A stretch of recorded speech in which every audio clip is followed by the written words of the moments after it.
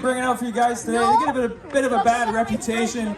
They're maybe not the prettiest birds, but I assure you they're actually some of the most important birds we have here in our environment. But I'll talk about that more in a second. Coming out the back here for you guys today is going to be Donovan and Dyson, and they're a pair of black vultures. Oh no! So they're flying down the field to grab a little snack, and then they'll be joining us up here and have a little race. He needs some milk.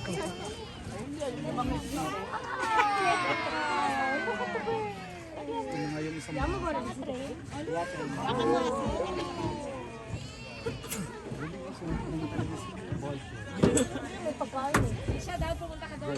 Kaya kasi pwede ba mag-blend siya daw. Santos has to take the banana curd. 1, 2, 3, fun!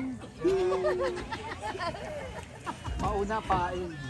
Pagdating sila, no, Santos? Yan, sasali yan. Yan, yung unahin natin yan. Parang di kayo sumama.